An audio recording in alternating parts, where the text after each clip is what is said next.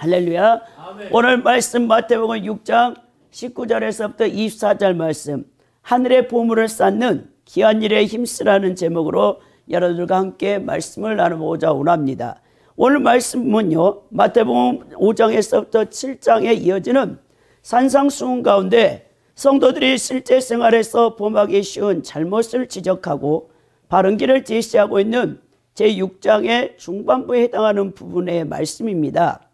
우리는 지난 주일에 이 3대 의무, 이 유대 교인들의 3대 의무, 종교적 의무라고 했죠. 이것은 오늘날 크리스찬들에게도 동일합니다. 크리스찬들의 3대 의무였던 구제, 기도, 금식에 대해서 함께 나누면서 그것이 진실로 마음에서 우러나와 하나님한테 이제 보이기 위한 이 진실한 이 신앙생활을 해야 되는데, 이 유대 종교 지도자들은 그걸 자기 의로 여겼어요. 그리고 그걸로 구원받는다고 생각을 했죠. 그래서 우리 예수님께서 외식하기 쉬운 이 3대 의무에 대해서 지적했던 것을 볼 수 있는데, 오늘은 그 뒤를 이어서 참 신앙을 결여한 자들의 세속적 물질관에 대해서 지금 경고하는 내용입니다. 오늘 예수님의 초점은 재물을 올바르게 사용하라는 교훈이에요. 자, 여기서 예수님께서는 결코 재물을 악한 것으로 여기지 않습니다. 이 재물은, 돈은 악한 것도 아니고 선한 것도 아닙니다. 그렇다고 당시 유대인들이 지니고 있던 재물관에도 동조하지 않으셨죠. 다시 말해, 당시 유대인들은 물질적 풍요를 하나님의 축복과 동일시했어요. 자기가 잘 살면 하나님이 자기를 사랑하고 자기의 신앙을 인정하고, 그리고 자기는 천국 가는 것은 따놓은 당상으로 이렇게 여겼단 말입니다. 예수님께서는 이 재물을 얼마큼 소유했느냐가 문제가 아니고 재물을 어떻게 사용하고 청지기로서 관리하느냐, 여기에 우리 주님의 초점이 맞춰져 있다는 것을 오늘 말씀을 통해서 우리가 함께 나눠보고자 원하는데요. 재물은 그 자체의 목적이 있지 않습니다. 재물을 적절하게 사용을 통해서 여러분 하나님의 뜻을 수행하고 이웃의 유익을 도모하는 수단에 불과하다는 거죠. 그러므로 성도들은 재물을 하나님께서 맡기신 여러분들이 청지기적 자세를 반드시 갖고 있어야 돼요. 그러니까 오늘날 우리 주변에 만연하고 있죠. 배금주의, 황금주의, 일확천금을 노리는, 그래서 사행성, 도박을 통해서, 주식을 통해서 여러 가지 이런 거 다 하나님께서 안 기뻐한다죠. 여러분들과 저번에도 많이 오랜 동안 나눴는데 그건 다 불로소득이에요. 우리 예수님께서는 여러분들이 직장생활, 이 직장도 여러분 부르심 소명이죠. 보케이션이니까 그 직장생활을 통해서 땀 흘려서 얻은 그 돈을 가지고 하나님, 물질의 주인이 하나님을 인정하는, 그래서 하나님 앞에 드리는 11조, 그리고 반드시 가난한 이웃을 우리가 도와야 되는 구제, 이거를 우리 주님께서 우리 크리스찬들에게 명하고 있다는 거죠. 오늘 영원한 하늘나라에 참된 보물을 쌓는 비결이 뭔가를 여러분들과 함께 나누고자 하는데, 저는 세 가지 말씀으로 나눕니다. 첫째는 이 땅에 쌓아두는 미련함을 버리라는 거죠. 이게 19절에 기록된 말씀이고요. 둘째는 보물이 있는 곳에 내 마음도 함께 있게 된다라는 겁니다. 이 20절에서 21절이고, 셋째는 재물과 겸하여 하나님을 섬길 수 없다라는 것을 22절, 24절에 함께 나누고자 원하는데요. 여러분들은 오늘 이 말씀을 통해서 여러분들이 가지고 있는 물질관을 바꿔야 돼요. 크리스찬의 세계관으로 반드시 바꿔야 된다는 사실을 기억하시고 함께 말씀을 나눠보죠. 첫째는 이 땅에 쌓아두는 미련함을 버려야 돼요. 19절에 보니까 너희를 위하여 보물을 땅에 쌓아두지 말라. 거기는 종과 동록이 해하며 도둑이 구멍을 뚫고 도둑질하느니라 라고 말씀하고 있죠. 자, 너희를 위하여 보물을 땅에 쌓아두지 말라라는 이 뜻은 유대인들 종교 지도자들의 종교적인 외식에 빠지기 쉬운 대표적인 신앙 덕목이었던 우리 구제, 그리고 기도, 금식에 관련된 교훈을 우리 주님께서 마태복음 6장 1절에서부터 18절에 다루셨죠. 그리고 이것이 이어져서 오늘 19절에서부터 24절까지는 그리스도의 제자로 부름받아 천국 백성 된 자들의 일상생활과 관계된 문제 가운데서 특별히 재물, 물질에 대한 바른 태도와 그 신앙 사이의 우선순위가 무엇인가를 지금 다루고 있는 내용입니다. 자, 예수님께서는 먼저 쌓아두지 말라고 하는 겁니다.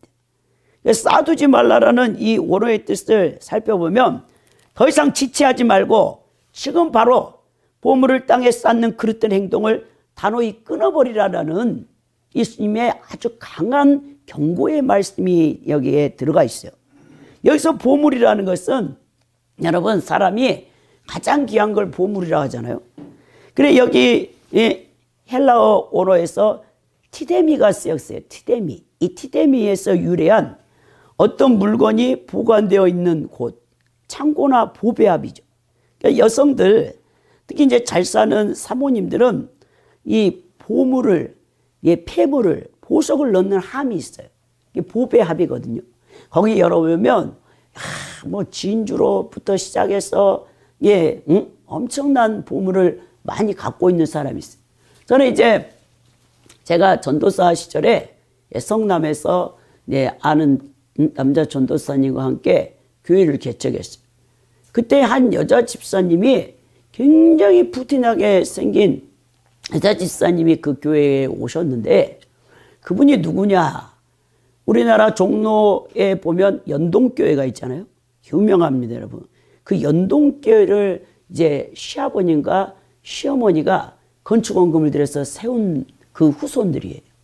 그래서 시아버님이 원래 사업가였고 시어머니가 우리나라 60, 70년대 너무 가난하잖아요. 6.25 전쟁 이후에.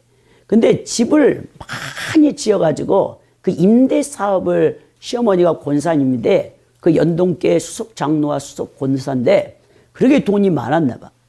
이 여자 집사님은 사실 배우지를 못했어요. 아주 가난한 시골의 산골에서 태어나서 이 초등학교 3학년 이제 중퇴한 분인데 인물이 굉장히 뛰어납니다. 아름다워요. 그래서 이제 여자친구 이 결혼식에 초대를 받았다가 그 남편 재벌 2세죠. 그래 딱 그 남편의 눈에 띈 거예요. 그래가지고 막 구애를 해서 이 여자 집사님이 얼마나 두렵겠습니까? 여러분 아무나 명문 집안으로 갈 수 있는 게 아니라 재벌 집안으로 가는 게 아니에요, 여러분. 그만큼 학식을 갖추고 그만큼 집안이 좋아야 배경이 있어야 원래 재벌들은 재벌끼리 정략 결혼을 하잖아요. 근데 이 아드님 그 연동교회 수석 장로님의 아드님이 필이 꽂혀가지고 그렇게 쫓아다녀서 결혼을 했어요.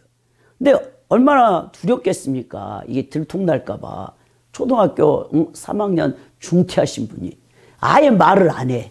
말을 섞을 수가 없어. 여러분 우리나라 유명한 연예인이 삼성가로 갔더니 거기 며느리들이 전부 외국에서 유학 갔다 온 재벌가 며느리였잖아요.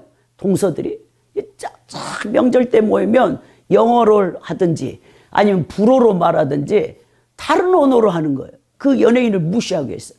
견디지 못해서 결국 이제 이혼을 했다는 소식을 들었는데 여러분 이처럼 그런데 문제는 뭐냐?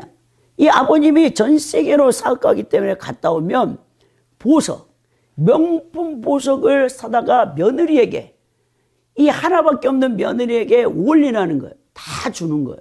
그래가지고 이 보석이 얼마나 많으신지 부자가 망해도 3년은 먹고 산다고 그 여자 집사님이 한 번씩 보석을 차고 딱 교회 주일예배에 나타나면 성도들이 눈이 다 돌아와. 누비 뭐 반짝반짝한데 누비도 여러분 이렇게 조그마한 게 아니에요. 막 이따만한 그 물방울 다이아몬드 막 이런 걸 차고 와가지고 되게 저도 그런 보석은 처음 봤어요. 명품 보석이라더라고. 그래서 이제 시아버님이 많이 사줬는데 결국 시아버님, 시어머님이 돌아가시고 남편이 그 사업을 이어받았는데 남편은 한량이야. 그리고 그 사업을 이끌 그 능력이 못 돼. 그러니까 다 탕진하고 결국 망해서 그 성남의 수정구 그쪽 태평로에 거기에 이제 허름한 임대 아파트에 이렇게 살고 있는 거예요. 그 여자 집사님이. 그 나중에 얘기를 들어보니까 남편이 집을 나갔어. 그리고 전국을 떠돌아다녀. 사업을 다 망해먹고 부도가 났어. 근데 한 번씩 집에 올 때마다 이 집사님의 보석을 다 훔쳐가, 남편이. 그래가지고 노숙자들하고 다 팔아서 결국 그것을 다 탕진하고 가셨다. 경찰에서 전화가 오는 거예요. 경찰서, 부산 연제구 경찰서래. 그래서 누구시냐니까 이 사람이 남편분 맞습니까? 맞다는데 이 사람이 우리가 듣도 보도 못한 보석을 갖고 왔는데 이제 작물 아비들 있잖아요. 거래 전당포에다가 이걸 맡겨가지고 돈이 없으니까 이제 그 작물 아비 이런 사람들한테 넘겼겠죠. 그거 다 불법 아닙니까? 그래서 출처를 알아보니까 그 보석을 당신이 줬다는데 맞냐? 그러니까 아이고 우리 남편인데요. 그냥 제가 줬으니까요. 팔아 쓰라고 냅두세요. 그래가지고 보석을 다 줬다는 거예요. 근데 제가요. 그 얘기를 들으면서 뭘 느꼈냐면요. 그 연동교회를 세운 장로님과 권사님, 자기 시부모잖아요. 근데 이 시부모님이 얼마나 욕심이 많은지 몰라. 교회에서는 막 종교성은 너무 뛰어난데 삶에서는 그러지 않아요. 그 당시에 우리나라에 냉장고 거의 없던 시절에 집에 냉장고가 5대가 있었대. 근데 막 고기부터 시작해서 과일부터 시작해서 시어머니가 임대사업을 하잖아요. 집을 이렇게 해가지고 가난한 자들에게 세를 받아놓고. 근데 그 시어머니 권사님이 욕심이 많았고 과일이 다 썩어나가. 냉장고가 5대에서 다 썩어나가요. 근데 며느리가 자기 처음에 시어머니와 아버님 때문에 예수님을 믿기 싫더래. 아, 예수 믿는 사람 왜 저렇게밖에 못할까? 그냥 이 여자 집사님의 며느님은 가난하게 자랐잖아요. 그러니까 가난한 자들의 마음을 아는 거예요. 그래서 그 과일이 썩기 전에 주변에 있는 가난한 자들에게 나눠주고 싶은데 시어머니 권사님이 절대 그렇게 못하게. 그리고 다 썩었어. 절반이 다 썩었는데 그때 그 교회에 연동교회 가난한 사람 있잖아요. 여자 집사라든지 이런 사람들 성도를 불러다가 썩은 거를 그게 먹지도 못하잖아요. 그걸 막 싸준다는 거예요. 그래가지고는 이제 그때 자기가 그렇게 싫었는데 나중에 결국 그 많이 모은 재산을 아들을 통해서 다 탕진했고 시부모가 못한 것을 남편 그 아드님 그 집사님의 남편을 통해서 가난한 자에게 그 보석을 다 팔아서 다 하나님이 재산을 다시 가져가더라. 그 간증을 내가 들었거든요. 여러분 오늘 이렇게 쌓아두지 말라라는 이 예수님의 말씀이 바로 동일한 말씀입니다. 자신의 욕심만을 채우기 위하여 재물을 축적하는 것을 경계하라는 거예요. 왜냐? 이 땅에 보물을 쌓는 자는 영적인 일에 관심이 없어요. 여러분 이 세상이 끝이 아닙니다. 여러분들의 영의 세계가 반드시 있고 천국이 있고 죽음과 동시에 여러분들의 육체를 벗는 순간 여러분의 영혼은 그리스도의 심판대 앞에 서야 돼. 그리고 여러분들이 선악간에 몸으로 행한 모든 것들을 심판받는다라고 하나님의 말씀인 성경 66권에 게시된 말씀이란 말입니다. 그 예수님의 심판대 앞에 여러분들이 직구할 필요 없어. 여러분들이 말할 필요 없어.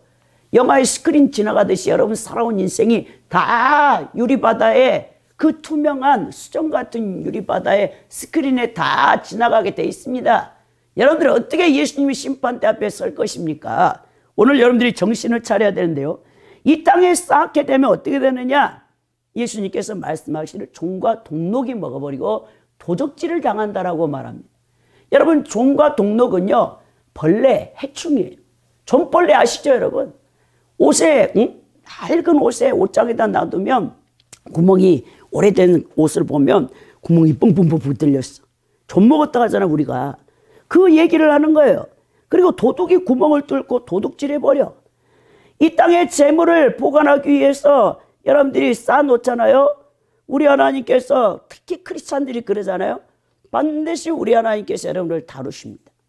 욕심이 있어가지고 이 땅에 쌓아놨잖아요. 그리고 가난한 자들을 돕지 않잖아요. 구제하지 않잖아요. 하나님께서 한 번에 다 불어서 날려버립니다. 그리고 도둑맞게 합니다. 이 배경은 이 팔레스틴의 가옥들은 진흙 벽돌을 사용하여 지어졌기 때문에 도둑이 마음만 먹으면 지붕이라도 뜯어서 팔레스틴 그 집에 부잣집에 들어가서 다 도둑질할 수 있는 그런 상황을 지금 상정해서 얘기하는 거예요. 여러분, 이 땅에 쌓아둔 것은 다 부패하고 썩기 마련입니다. 옷도 그러잖아요. 옷도 다 부패하고 뭐든지 처음엔 좋았는데 다 없어져 버린단 말이에요. 유통기한이 있어. 이 세상에 있는 것은. 여러분, 아무리 창고에 여러분들이 그것을 쌓아놓는다 해도 여러분 그걸 못 쓰게 되고 녹슬고 도적의 사냥감이 돼요. 그래서 여러분들은 하나님의 선한 청지기로 살아야 되는데, 미국에 유명한 여자 부흥사가 있어요. 60년대. 치유사역자인 베니 목사의 스승인데, 그 사람이 누구냐면 캐드리 쿨만이라는 여자 부흥사가 있었는데, 그 사람이 성령의 기름 부음이 엄청나게 강했던 사람인데, 그 사람의 간증을 들어보면요, 큰 부잣집, 그러니까 아버지가 가수원을 어마어마하게 크게 하는 대농의 부유한 집안의 딸로 태어났어. 근데 이제 그 아버지 농장 주변에도 다 가수원을 하고 있었는데, 자기 아버지 창고에 있는 과일을 썩지가 않아. 동네 사람들이 정말 의아하다, 불가사의하다. 똑같은 저장법으로 저장해 놨는데, 저도 여러분 농부의 딸이니까 알죠. 나의 우리 이 아버지께서 친정 아버지께서 배가수원을 하기 때문에 배를 이제 가을에 10월에 따잖아요. 그러면 이제 이거를 설 명절에 낼 때 비싸니까 이게 보관을 해야 된단 말이에요. 배창고에. 그 얼음 창고죠. 약간 싸늘하게 하고 온도를 제대로 맞춰가지고.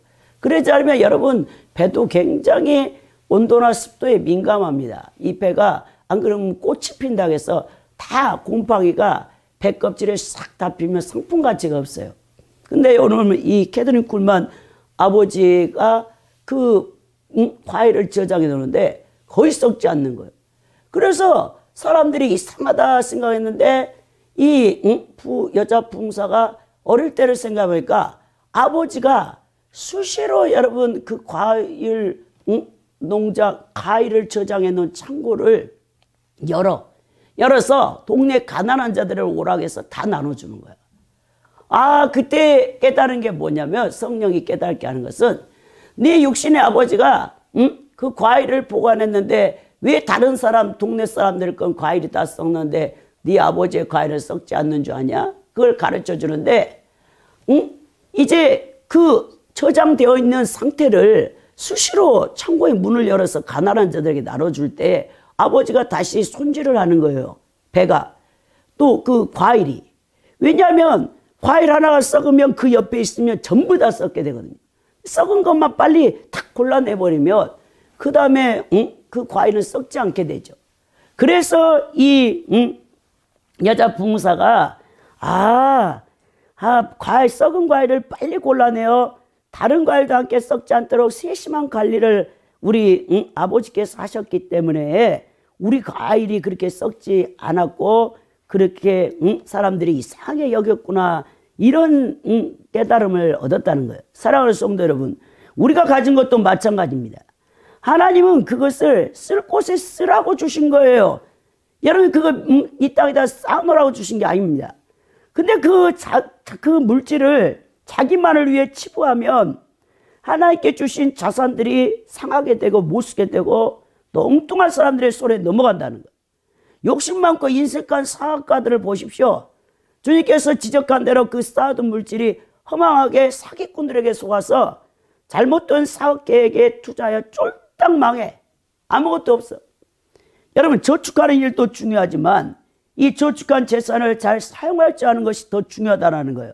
주께 드리고 주의 일에 힘을 쓰고 굳이 하는 일에 습관을 여러분들이 써야 된다는 거죠. 그리하면 가치 있는 재산이 보존되고 결국 여러분들이 이 땅에서 주님을 위해서, 그리고 가난한 자를 구제한 것들은 천국에서 상을 받게 되어진다는 거예요. 잠언서 11장 24절에 흩어 구제하여도 더욱 부하게 되는 일이 있나니 과도히 아껴도 가난하게 될 뿐이라 라고 얘기했습니다. 두 번째는 보물이 있는 곳에 마음도 함께 있게 된다라고 하는데요. 오늘 그 20절 21절을 살펴보면 오직 너희를 위하여 보물을 하늘에 쌓아두라. 거기는 조미라 동록이 하지 못하며 도둑이 구멍을 뚫지 못하고 도둑질도 못하느니라 라고 말하는 것입니다. 여러분, 우리 주님께서 우리에게 분명한 것을 얘기하시죠. 이 가난한 자에게 주라. 구제죠. 구제는 하늘의 보물을 쌓는 귀한 일이에요. 여러분, 이 땅의 모든 것이 시간과 함께 부패하고 썩어진다고 했잖아요. 그러니까 여러분들이 저축을 해놔. 돈을 많이 벌어서. 근데 여러분, 은행도 파산할 수가 있어. 예금자 보호법 뭐 바뀌어서 요즘 우리나라 워낙 선진국 잘 살아서 국회의원들이 법을 통과해서 뭐 1억까지 보호해 준다는데, 그래도 지금은 5천만 원이야. 예금자 보호법이.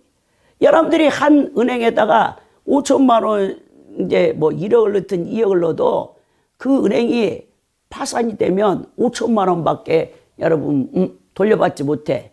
국가가 그걸 책임져 준다는 거예요. 그럼 나머지 돈은 어떻게 됩니까? 다 없어지는 거예요, 여러분이 쌓아놓은 거. 국가가 파산한다고 생각해 보시죠. 여러분, 우리 원화가 지금 계속 가치가 떨어지고 달러가 강세잖아요.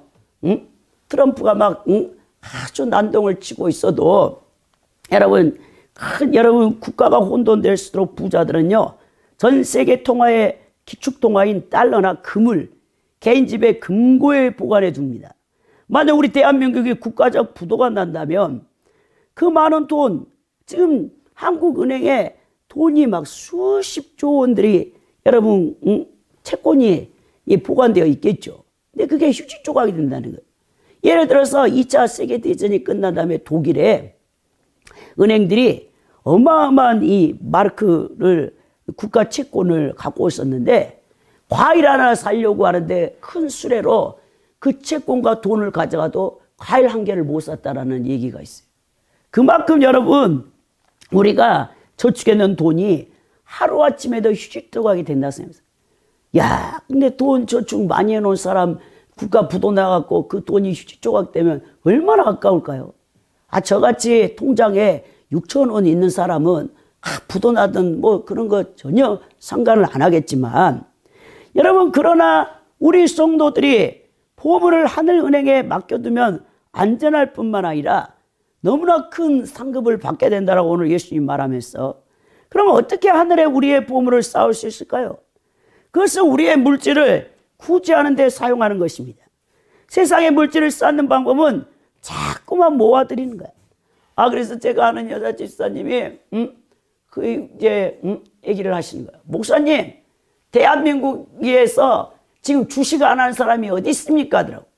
젊은 청년들은 비트코인, 가상화폐 다 투자해, 대출 받아갖고. 나이 든 사람은 전부 주식하고 있어요. 이 망초들 나라죠, 사실. 우리 대한민국이 성실하게 땀을 흘려서 일해서 돈을 벌려고 하지 않고 일확천금을 노리는 사행성에 빠져 있으니, 여러분, 그 주식하는 사람 경고합니다. 우리나라 여러분 어떻게 될지 모릅니다. 그러니까 정신을 바짝 차려야 되는데, 하늘의 보물을 쌓는 방법은 어려운 이웃들과 다른 사람을 위해 자꾸 사용해요. 이것이 기독교적인 역설입니다. 예수님께서 마태복음 19장 21절에 내 소유를 팔아 가난한 자들에게 주라. 그리하면 하늘에서 보화가 있으리라 말씀하셨고, 누가복음 12장 33절을 보면 너의 소유를 팔아 구제하여 날것짓지 아니하는 주머니를 만들라. 곧 하늘에 둔 바 다함이 없는 보물이라고 하셨습니다. 구제야말로 우리가 하늘의 보물을 쌓는 귀한 일입니다. 구제에 사용된 재물은 그냥 사라지는 것이 아니에요. 하나님이 받으시는 향기로운 제사와 제물이 되어 하나님의 창고에 연락된다라고 히브리서 13장 16절에 기록되어 있습니다. 또한 히브리서 기자가 증언하기를 하나님은 불의치 아니하사 너의 행위와 그의 이름을 위하여 나타낸 사랑으로 이미 성도를 섬긴 것과 이제도 섬기고 있는 것을 잊어버리지 아니하신다라고 히브리서 6장 10절에 말씀했다는 겁니다. 마태복음 10장 42절에도 예수님께서 예수님의 이름으로 냉수 한 그릇을 이웃에게 대접하는 일은 결코 상을 잃지 않으리라 말씀했다는 것입니다. 그러므로 성도 여러분, 구제에 힘쓰시기 바랍니다. 가난한 자를 긍휼히 여기고 그들에게 나눠주기를 힘쓰시기 바랍니다. 예수님께서는 우리가 하늘에 쌓아둔 것만이 온전케 보존될 것이라고 오늘 경고하고 계시는 겁니다. 우리가 이 생에 쌓아둔 것은 언젠가는 다 사라지거나 썩어질 것들로 우리를 험하게 만든다는 거예요. 주라, 그리하면 너에게 줄 것이니 곧 후이되어 누르고 흔들어 넘치도록 하여 너에게 안겨주리라. 너희 헤아리는 그 헤아림 이름으로 너희 헤아림을 도로 받을 것이라 라고 누가복음 6장 38절에 말씀하셨고, 구제를 좋아하는 자는 풍족하여질 것이요 남을 윤택하게 하는 자는 윤택하여진다라고 잠언서 11장 25절에도 말씀하고 있습니다. 그러면서 예수님께서 내 보물이 있는 곳에 내 마음도 있다라고 말씀하시죠. 여러분 마음이 어디 있죠? 여러분들의 관심사가 어디 있습니까? 여러분들의 시선이 어디에 있습니까? 예수님과 하늘나라에 있습니까? 아니면 이 땅의 돈에 관심이 있습니까? 오직 이 땅 것을 바라보고 있습니까? 오늘 여러분들의 신앙을 점검해야 되는데요. 우리 보물이 있는 곳에 우리 마음도 있다라고 예수님이 얘기하시면서 인간의 마음, 인간의 이 영혼의 자소죠. 즉 사랑과 관심은 그가 아끼고 사랑하는 자신의 보물에 그 초점이 맞추어져 있는 법이에요. 여러분들이 하루 24시간 동안 가장 많이 하고 있는 일이 무엇입니까? 그게 마음이 뺏기고 있는 거야. 거기에 그 마음이 있는 거야. 여러분, 대저 그 위인이 어떤 생각을 하느냐에 따라서 생각은 곧 마음을 나타내고 있거든요. 그래서 여러분들이 초점이, 여러분들이 마음의 목적과 관심사가 인간 행동 방향의 핸들 역할을 하고 있어요. 여러분 돈에 그 마음의 초점을 맞춘 사람은 장사꾼이 돼. 돈을 많이 벌기 위해서 계속 돈을 투자해 갖고 이렇게 장사를 하겠죠. 남의 물건에 그 초점을 맞추는 사람이 뭐냐? 도둑이 됩니다. 타락한 성에 그 마음을 뺏긴 사람은 음란 생활을 할 수밖에 없어요. 학문에 마음을 둔 사람은 학자가 됩니다. 여러분 이렇게 여러분들의 마음의 초점이 어디에 맞춰져 있는가? 성도는 오직 예수 그리스도의 그 말씀에 초점이 맞춰져 있어야 된단 말입니다. 여러분 북한 탈북자들의 이야기를 들어봤습니까? 북한은요 TV 채널이 고정되어 있어요. 어디를 들어도 북한의 인민방송만 듣게 돼 있어. 우리는 막 여러분 케이블 TV 수백 가지의 채널이 있잖아요. 그래가지고 막 여러분들이 지루해가지고 계속 채널을 돌리는데 북한은요 TV 방송이 다 국영방송이야. 그래가지고 자기 김정은 독재 체제를 선전하는 그거밖에 없어. 아무리 이 채널을 틀어도. 여러분 그 탈북자들 얘기를 들어보십시오. 이처럼 우리도요 우리의 눈과 마음을 예수 그리스도의 말씀에 오직 그분의 시선에 맞추어 놓아야 된다는 거예요. 이 험악한 세상에서 성도들이 믿음의 초점이 흔들거나 다른 곳에 시선과 채널이 맞추어져 있다면 우리는 온전하게 주님과 교통할 수 없는 처지가 되어버립니다. 새 속에 물든 사람은 그리스도가 안 계신 것 같아. 여러분 계속 세상을 사랑하잖아요. 여러분 안에 예수님이 안 느껴져. 전혀. 성령님의 역사가 전혀 안 느껴져. 멀리 떠나버린 것 같아. 나중에는 예수님 믿어지지도 않아. 그만큼 새 속이 무섭단 말입니다. 여러분 그리고 예수님과 온전히 여러분 교통이 안 돼. 근데요 여러분들이 예수님을 가까이 하잖아요. 하늘나라가 천국이 여러분 심령으로 와버려. 그냥 제깍제깍 알아져. 예수님이 나에게 뭘 원하는가 영적으로. 기도하는데 바로바로 응답을 알겠어. 하나님 뜻이 무엇인지 알겠어. 그만큼 영성이 예수님을 닮았다라는 것이죠. 여러분 제가 그 예배 시간 수요예배인가 금요예배도 말했죠. 여러분 아시스의 성 프란시스 13세기에 여러분 로마 가톨릭이 교황이 무너져 내릴 때 유일하게 그 탁발 수도사거든요. 신발을 벗지 않고 오스마트루 국제국까지 가서 복음을 전했던 이 성 프란시스가 평화의 기도라는 그것도 노래가 있잖아요. 이 사람이 제자들과 함께 공동체를 형성하고 있는데 그 아시스에 늑대가 왔어. 늑대. 그래가지고 배고픈 늑대가 막 사람을 해치고 또 농부들의 닭 같은 걸 다 잡아먹어. 피해가 너무 속출한 거예요. 그래서 성 프란시스에게 그 얘기를 고통을 얘기했더니 프란시스가 그 숲으로 딱 가서 늑대를 만났어. 늑대하고 대화를 해. 대물방언이거든요. 영성이 뛰어난 사람은요 땅, 흙, 풀, 여러분 이거 다 대화가 돼. 대화가. 하나님과 여러분 우리가 방언으로 기도하면 대신 방언이에요. 그리고 인간과 인간까지 우리가 이제 교통하는 게 있고 대화를 통해서 이 피조물과 대화하는 것은 대물 방언입니다.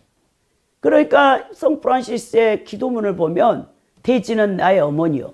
왜 그런 말을 했겠죠? 왜? 하나님께서 인간을 창조하실 때 창세기 1장에 보십시오.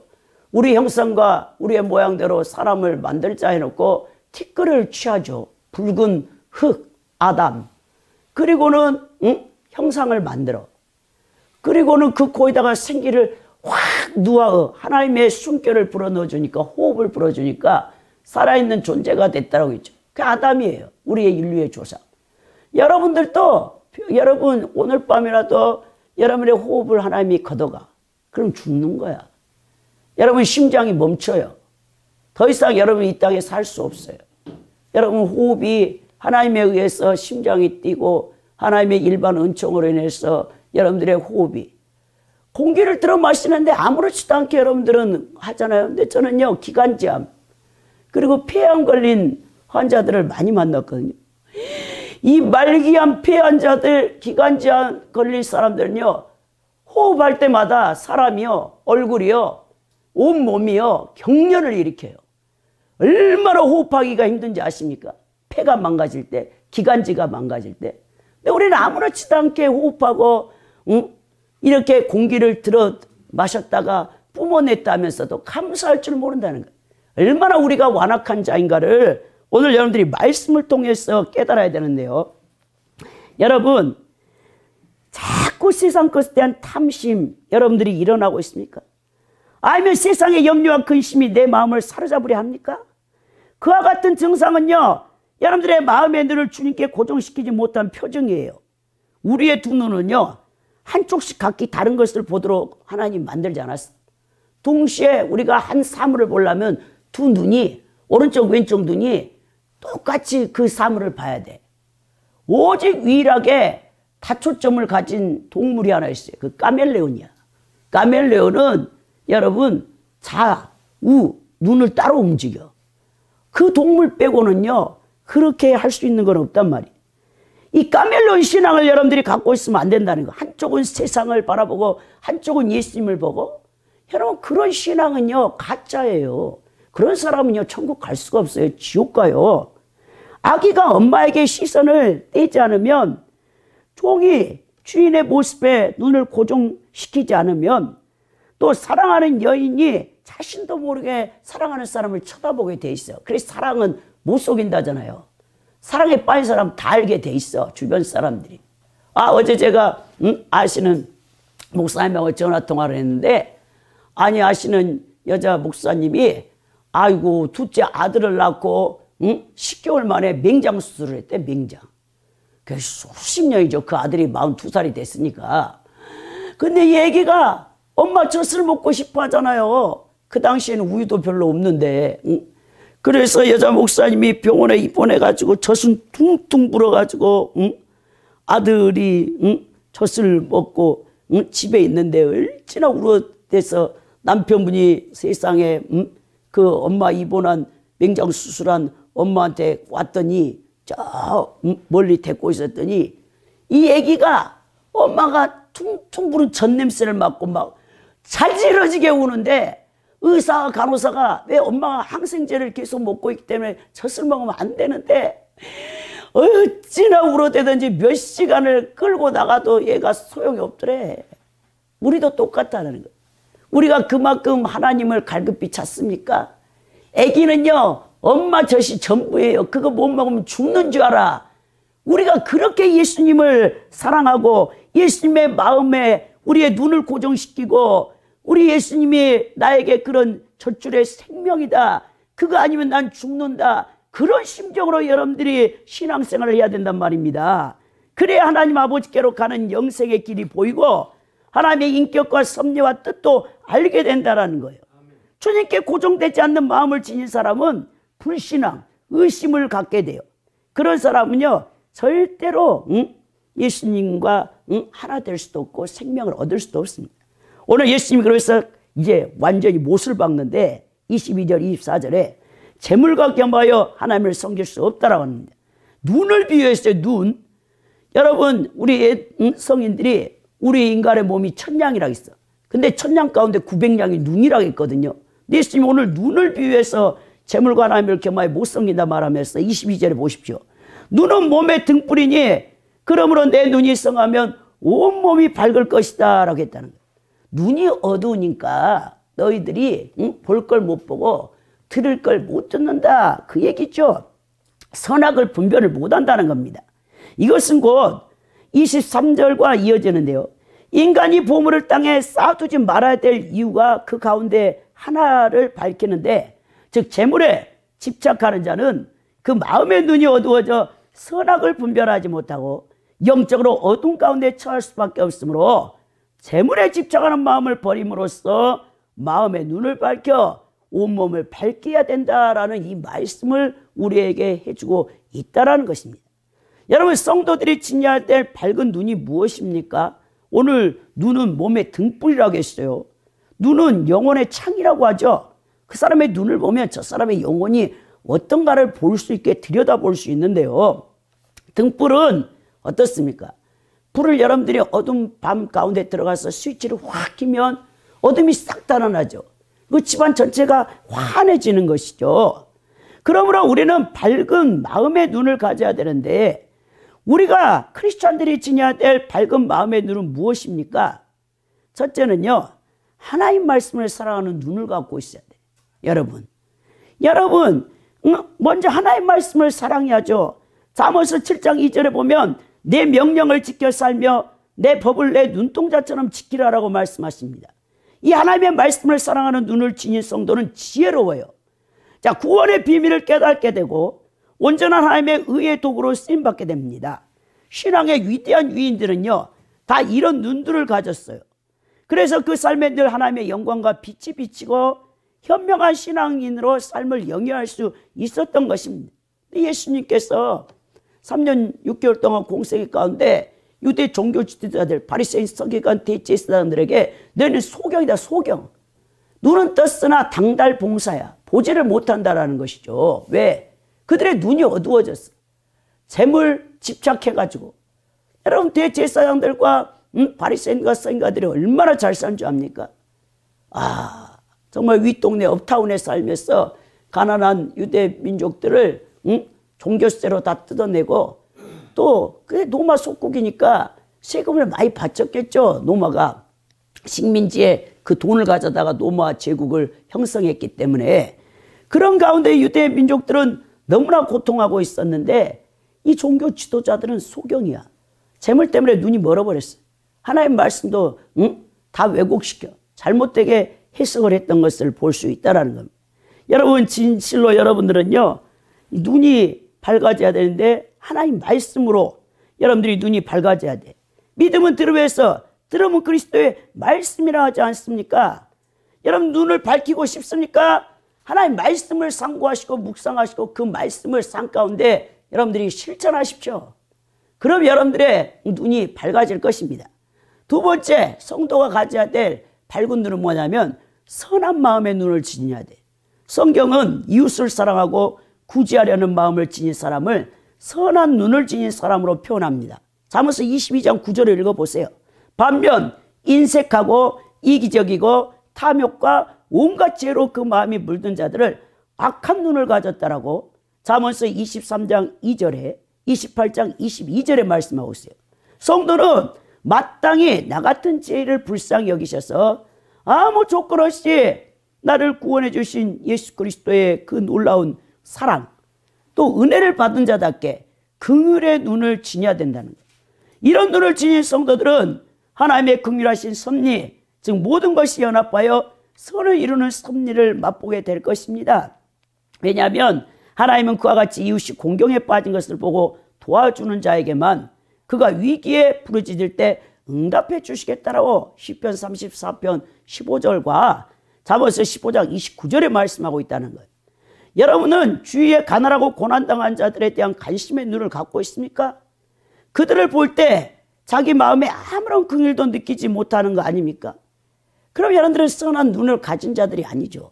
선한 마음이 없는 자, 예수님의 마음도 없는 자입니다.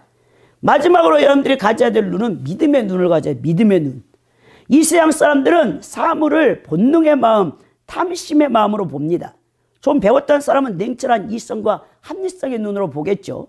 그러나 성도들은 모든 것을 믿음의 눈으로 봐야 돼요. 우리 예수 그리스도의 얼굴에 있는 하나님의 영광을 아는 빛을 우리 마음에 지닌 사람들입니다. 믿음의 눈을 지닌 자만이 그리스도를 볼 수 있고 하나님의 구원과 사랑의 섭리를 알 수 있다는 거예요. 그래서 여러분들이 불순종하고 무지한 눈을 지니고 이웃에게 비정한 눈을 지닌 자들, 그들은 여러분 믿음의 눈을 갖고 있지 않는 자예요. 이렇게 결론이 되어진단 말입니다. 그래서 시편 기자가 119편 37절에 내 눈을 돌이켜 헛다른 것을 보지 말게 하시고 주의 도에 나를 소성케 하라, 이 얘기를 한 거예요. 여러분 이 3절에 보십시오. 눈이 나쁘면 온몸이 어두울 것이니 그러므로 내게 있는 빛이 어두우면 그 어둠이 얼마나 더하겠느냐. 눈이 나쁘다. 여러분 저도 나이가 드니까요, 이제 노안이 왔어요. 백내장기가 있어요. 그리고 점점 책 읽기가 쉽지가 않아요. 왜? 눈이 점점 이제 노화가 되고 있다는 것을 반증해 주는 거죠. 얼마나 여러분 안경 끼는 것도 힘든지 압니까? 겨울에 여러분 여기서 습기 푹 차가지고 전철 따뜻한 데 들어가면 밖에 기다리고 있다가 들어가면 막 시커멓게 여러분 다 습기 차가지고 막 눈이 보이지도 않아. 나이가 들수록 여러분들도 이제 안경을 다 끼게 되는데 오늘 여기서 눈이 나쁘다. 이 포네로스라는 이 헬라어 단어는요, 육체적으로 허약해지다라는 뜻이에요. 또 악한이라는 뜻을 갖고 있습니다. 여기서 눈이 나쁘면인 뜻은 악한 눈을 가졌다라는 거예요. 형제의 필요를 생각하기보다는 재물에만 관심을 가지고 인색한 사람을 예수님이 이렇게 나쁜 눈을 가진 자라고 표현했어요. 그 어둠이 얼마나 더하겠느냐. 엄청나다라는 것이죠. 재물의 눈이 어두워 인색하고 이기적인 마음을 가진다면 그 사람은 마치 어둠 속에 사물을 분별치 못하는 자처럼 진리를 분별하지 못하고 악한 일을 일삼으며 결국 멸망을 당하게 될 것이라고 예수님이 말합니다. 그래서 여러분들은 마음의 눈을 어둡게 만드는 것을 경계해야 된단 말입니다. 마음의 상태가 악하고 불신앙적이며 탐심에 사로잡힌 자들은 죄와 사망의 흑암 곳에 속에서 체하게 된다는 사실을 잊어서는 안 된다는 거예요. 자, 우리의 마음을 어둡게 하는 게 뭐죠? 첫째는요, 불신앙이에요. 불신앙. 왜 이스라엘 백성들이 출애굽해서 출애굽한 1세대들이 40년 광야를 뱅뱅뱅뱅뱅뱅 그 자리에 돌다가 또 가데스 바나에 와가지고 민수기 14장에 가데스 바나에서 12정탐꾼을 가나안 땅에 보냈잖아요. 그래서 모세가 허락해서 여호수아 갈렙을 포함해서 각 지파의 두령들을 뽑아갖고 40일을 정탐하고 와서 보고할 때 보십시오. 2명, 갈렙과 여호수아만 하나님이 우리와 함께 하시면 저 가나안 7족속들, 장대한 족속들은 우리의 밥이다라고, 우린 점령할 수 있다라죠. 근데 10명을 뭐랍니까? 가나안 땅은 정말 하나님이 언약하신 말씀하신 대로 젖과 꿀이 흐른 땅입니다. 포도송이를 장정 2사람이 메고 갈 정도로. 그러나 우리는 메뚜기입니다. 그들은 장대한 안악자손들이어서 우리는 이기지 못합니다. 부정적인 보고를 하잖아요. 아, 그걸 듣고 있다 옆에 이스라엘 백성들, 출애굽한 백성들이 돌을 집어서 모세 아론과 여호수아 갈렙을 죽이려고 하잖아요. 그게 민수기 14장에 기록되어 있어요. 그들이 왜 광야에서 뱅뱅 돕니까? 그래서 우리 여호와 하나님께서 너희들이 그렇게 나를 신뢰하지 않냐고 눈으로 보는 것을 불신앙으로 너희들이 말해서 내 백성의 마음을 요동시켰지. 내가 너희들은 절대로 거기에 동조된 자들, 그리고 부정적인 보고를 했던 10명 너희들 절대 가나안 땅을 못 들어가게 다 죽이겠다. 하나님을 다 죽였어요, 여러분. 이 불신앙이 문제예요. 불신앙. 우리 눈이 사물을 있는 걸 그대로 봐. 믿음의 눈을, 예수님을 빼버리기 때문에. 여러분, 어떤 불행 역경과 고난을 만나더라도 하나님의 절대적 구원과 그 섭리를 신뢰해야 돼요. 결과적으로 하나님이 여러분을 죽이려고 그 고난을 통과하는 게 아니에요. 풀무불을 통과시키는 것은 나의 옛사람의 죄성의 찌꺼기를 제거하기 위해서. 그리고 믿음의 진보를 이루고 영적 성숙과 영적 성장을 이루기 위해서 고난을 통해 여러분을 다루신단 말이에요. 근데 그 고난이 빨리 끝나면 좋겠어. 끝나지 않아요. 오래 가요, 오래. 저도 목회자가 되기까지 10년을 연단을 받았지만 지금도 연단 받는 부분이 있어요. 여러분, 그만큼 하나님께서 우리 질성을 아시고 하나님의 주권 아래 우리를 다루고 있는데, 여러분들이 그때마다 원망불평하잖아요. 우리 하나님이요, 결국 여러분들은요 다뤄지지 못하고 거기서 그냥 끝나는 거예요. 그래서 여러분들은 항상 여러분 눈을 어둡게 하는 불신앙을 조심해야 되고, 두 번째는 탐심이야. 탐심 곧 우상숭배라. 골로새서에서 3장 5절에서 바울 사도가 얘기하죠. 탐심이란 소유할 수 없는 것을 자꾸 소유하려는 그릇된 욕망이에요. 또 소유했어도 더 많이 갖고 싶어하는 과도한 욕심이 탐심을 부립니다. 이 부에 대한 탐심, 성에 대한 탐닉, 세상의 영예와 소유에 대한 집착 등 우리의 신앙의 눈을 멀게 만드는 무서운 죄들입니다. 이 탐심 때문에 아담으로부터 가룟 유다와 데마에 이르기까지 하나님을 배신하고 결국 죽음에 처했습니다. 성도는요, 뭘 소유하는 것보다 자신의 믿음을 통한 영혼 구원과 영생에 더 가치를 두고 살아야 된다는 거예요. 세 번째, 여러분들을 어둡게 하는 눈이 뭐냐면 이단의 가르침이야. 야, 이 마지막 때 우측 수준으로 이단들이 어마어마한 세력으로 이 개신교를 막 다 여러분 휘몰아쳐서 사로잡아 가버려. 지금 이단에 빠진 사람들이 얼마나 많은지 압니까? 지금 정통 교회 다니고 있는 코로나 이후에 한 600~700만 명 개신교회도인들이. 근데 그것도 더 작을 수도 있어요, 숫자가. 근데 막 여러분 하나님 어머니 교회 같은 경우는 330만 명이야. 막 통일교도 여러분 엄청 많아. 그러니까 여러분들이 봤을 때, 야, 저게 뭐가 있는 것 같다. 신천지 보십시오.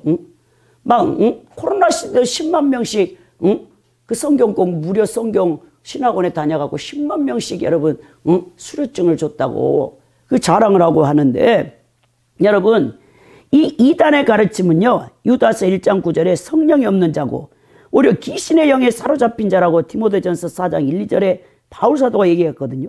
이들의 가르침이 곧 성도를 영적 소경으로 만드는 독소입니다. 말세가 될수록 여러분 믿음이 연약한 성도들을 미혹하여 사단의 어두운 세상으로 다시 돌려보내. 구원받고 성령 받아갖고 다시 이단에 빠져가지고 다시 지옥 가. 얼마나 비참합니까? 우리 성도들도요, 이단에 절대 안 빠질 거라고 여러분 자신하지 마십시오. 번개가 높은 것을 치듯 사단은 자만하고 안일한 성도를 가장 먼저 공격해 무너뜨립니다. 그러므로 자신에 대해 자만하지 마시고 늘 말씀의 거울에 자신의 신앙 상태를 비춰 고칠 것은 고치고 경계할 것은 경계를 해야 된다는 거예요. 자, 우리가 말씀을 곧 깨닫고 또 진리를 알게 되고 그리스도를 보게 된 다음에는 하나님께서 여러분들의 어두운 눈을 믿음의 눈으로 바꿔줘야 돼. 그리고 여러분들은 끝까지 인내해서 신앙을 지켜서 영생의 복을 받아야 된다는 것입니다. 오늘 예수님께서 결론적으로 24절에 뭐라냐? 한 사람이 두 주인을 섬기지 못할 것이니 혹 이를 미워하고 저를 사랑하거나 혹 이를 중히 여기고 저를 경히 여김이라. 너희가 하나님과 재물을 겸하여 섬기지 못하니라 라고 결론으로 말씀하시죠. 자, 한 사람이 두 주인을 섬기지 못한다는 것은 천국 백성 된 자가 재물에 대해 가져야 될 바른 태도를 지금 결론 부분에서 말씀해 주는 거예요. 자, 여기서 예수님께서는 인간이 재물을 주인으로 섬길 것인지 아니면 하나님을 주인으로 섬길 것인지 택해야 된다는 거예요. 여러분, 노예는 그 목숨이 주인에게 달려 있어요. 그러니까 생사 여탈권을 주인이 갖고 있어요. 고대 당시에 로마에 노예가 그렇게 많았잖아요. 근데 노예는요, 두 주인을 못 섬겨. 자기를 노예 시장에서 사간 그 주인만 일생 섬기다가 주인이 죽으면 죽고 주인이 놓아주면 자유인이 되기도 하긴 하지만 거의 다 주인을 평생 섬기다가 늙어서 죽어. 그거를 비유해서 우리 예수님께서 오늘 말해주는 것입니다. 종이 목숨을 바쳐 섬길 대상은 한 분뿐이라는 거예요. 하나님. 재물과 하나님을 겸하여 못 섬깁니다, 여러분. 재물과 하나님을 겸하여 섬긴다고 하는 사람은 다 가짜 가르침을 가르치고 있는 거예요. 세상과 하나님을 겸하여 섬겨? 그 세속주의죠. 세상과 돈을 같이 섬겨? 그 물질주의죠. 또 여러분 인간 이성과 그 이성적인 생각과 여러분 하나님을 같이 섬겨? 이거 합리주의잖아요. 다 그것은 여러분 가짜예요. 가짜. 그런 걸로는 구원을 못 받는다. 이 재물이라는 여러분 맘모나스가 히브리어 이 믿다 신뢰하다는 뜻을 갖고 있는 아멘과 동일한 어근을 갖고 있는 아람어거든요. 이 문자적으로 신뢰하는 것. 여러분들이 신뢰하는 것. 돈이 아니라 할지라도 하나님보다 더 우선시하고 섬기는 모든 건 우상입니다. 그 우상을 가지고는 여러분들이 구원 못 받습니다. 그대로부터 이 돈, 재물은 사람들이 가장 신뢰하고 의지하여 집착할 수밖에 없는 거예요. 그래서 영어에서 재물을 맘몬이라 맘몬. 맘몬 배운에 맘몬 신이 있어. 돈신이 있어. 재물을 의인화시켜서 예수님이 이것을 표현했다는 거예요. 그래서 여러분들 하나님과 재물을 동시에 섬기려고 하는 어리석음에서 벗어나서 가장 최우선순위로 하나님을 섬기시기 바랍니다. 어떤 자매가 그래요. 저한테 막 문자 카톡을 보내서 생계 때문에 그렇게 일을 할 수밖에 없는데 목사님은 그런 식으로 말합니까? 막 나한테 따져. 아이고 거의 뭐 몇십 통의 막 카톡을 보내가지고 왜? 그 돈을 벌어야 먹고 살지. 그럼 누가 생계를 책임져주고 아프면 병원 가는데 병원비는 누가 대줍니까? 하고 막 따져서 내가 다 우리 하나님께서 마태복음 5장에 보면 선인과 악인에게도 해와 비를 내리신다. 일반 은총, 의식주 문제는 하나님이 이 세상 모든 사람, 예수를 믿는 사람이나 믿지 않는 사람들에게 동일하게 주시는 것이다. 그 일반 은총이잖아요. 여러분 직장 생활하는 것도 여러분들이 건강을 하나님이 허락하셔야 직장 생활도 할 수 있어요. 하나님 막으시면요, 백날 여러분들이 돈 벌려고 해도 돈을 벌 수가 없어. 다 망해. 하는 사업마다 다 망해.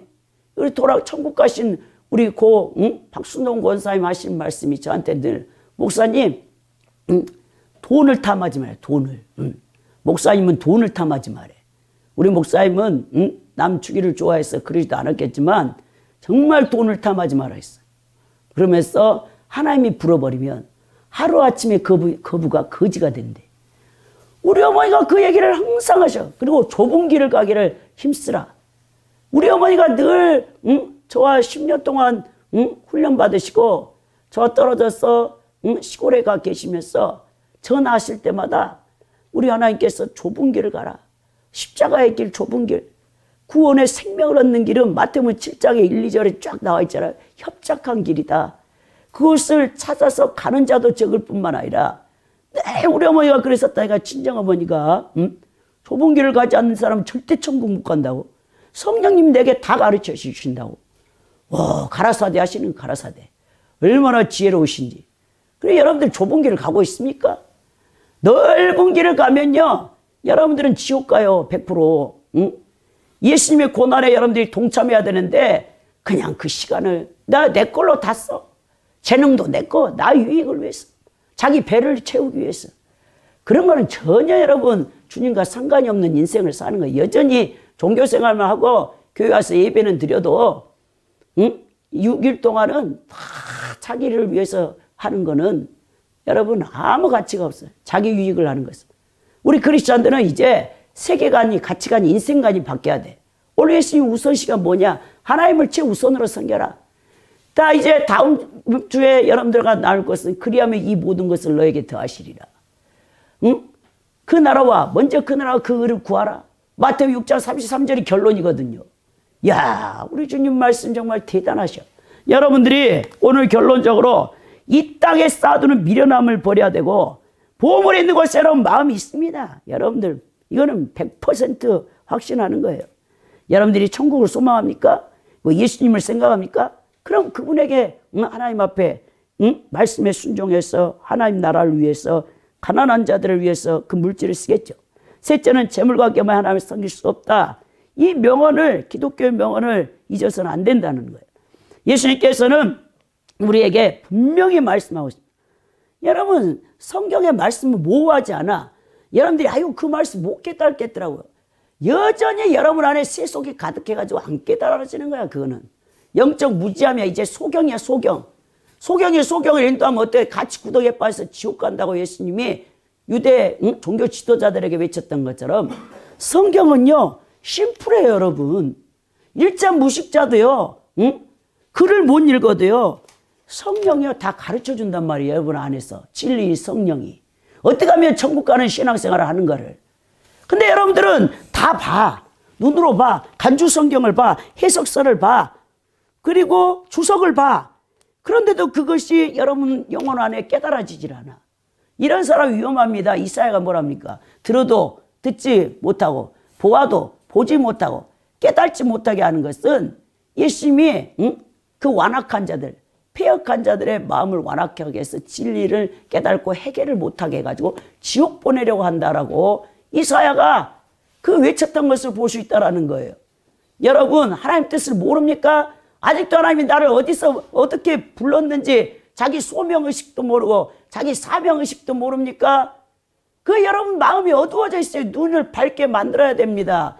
진리의 말씀에 청렴하고 그리고 여러분들이 선한 눈을 가져서 가난한 자들을 구제하고 더 나아가서 여러분들이 그 믿음의 눈을 갖고 행해야 돼. 여러분 있어서 베풉니까? 여러분 쓸 거 안 쓸 거 남 여러분 돕는 것은요 그 사람이 그만큼 희생하는 거예요. 안 쓰고 주는 것이지 자기가 남아서 줍니까? 아닙니다. 여러분 저도 꼭 써야 될 때가 있어요. 필요할 때가 있어요. 근데 그걸 참고 그걸 모았다가 나보다 더 힘든 사람을 위해서 주는 거예요. 그 아픔 희생적인 아픔이 따르지 않으면 절대 이웃사랑 못합니다. 여러분 오늘 이 말씀을 통해서 여러분들의 신앙이 바뀌어져서 하늘의 부활을 쌓는 일에 힘을 써서 모두가 주님 앞에 섰을 때 부끄럽지 않는 분들이 되기를 예수 그리스도의 이름으로 축원드립니다.